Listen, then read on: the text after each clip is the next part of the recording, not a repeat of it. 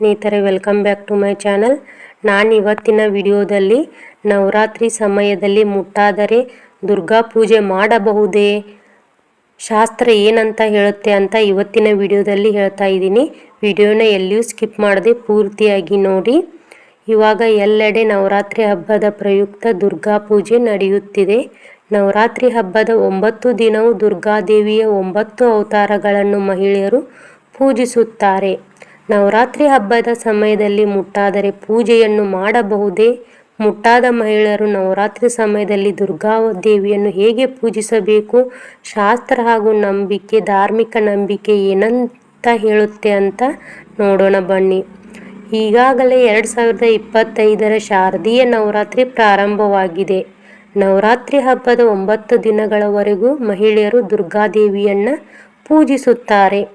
ದುರ್ಗಾದೇವಿಯ ಆಶೀರ್ವಾದವನ್ನು ಪಡೆದುಕೊಳ್ಳುವುದಕ್ಕಾಗಿ ಉಪವಾಸ ವ್ರತವನ್ನು ಕೂಡ ಆಚರಿಸುತ್ತಾರೆ.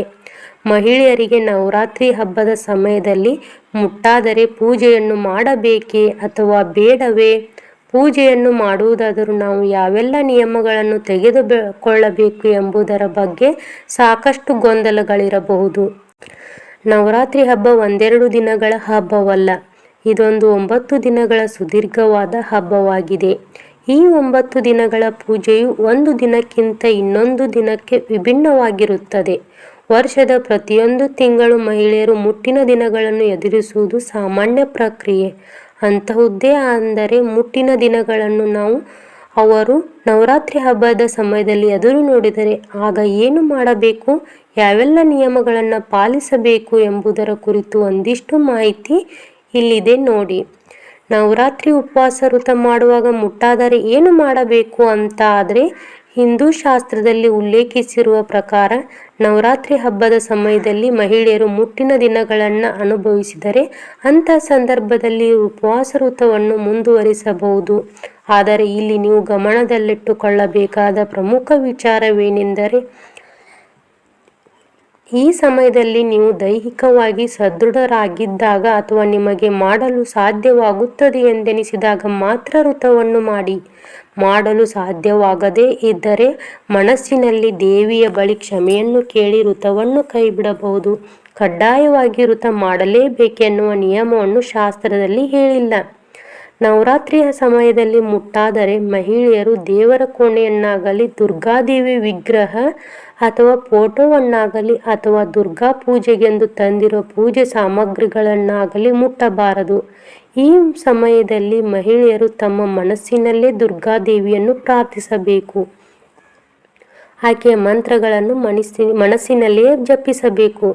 ಇದರ ಬಳಿಕ ಮತ್ತೆ ನಾವು ಪೂಜೆಯನ್ನು ಮಾಡಬಹುದೇ ಎನ್ನುವ ಪ್ರಶ್ನೆಗೆ,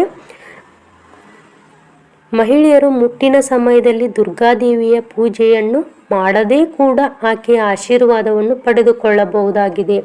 ನವರಾತ್ರಿ ಸಮಯದಲ್ಲಿ ದುರ್ಗಾದೇವಿಯ ಸಂಪೂರ್ಣ ಆಶೀರ್ವಾದವನ್ನು ಪಡೆದುಕೊಳ್ಳುವುದಕ್ಕಾಗಿ ನೀವು ಮನಸ್ಸಿನಲ್ಲಿ ದುರ್ಗಾದೇವಿಯನ್ನು ನಾಮವನ್ನು ಸ್ಮರಿಸಿ ಆಕೆಯ ಮಂತ್ರಗಳನ್ನು ಪಠಿಸಿ. ನಿಮ್ಮ ಮುಟ್ಟಿನ ದಿನಗಳು ಮುಗಿದ ನಂತರ ದೈಹಿಕವಾಗಿ ಶುದ್ಧೀಕರಣವನ್ನು ಮಾಡಿಕೊಂಡು ಬಳಿಕ ಮತ್ತೆ ದೇವಿ ಪೂಜೆಯನ್ನು ಮಾಡಬಹುದು.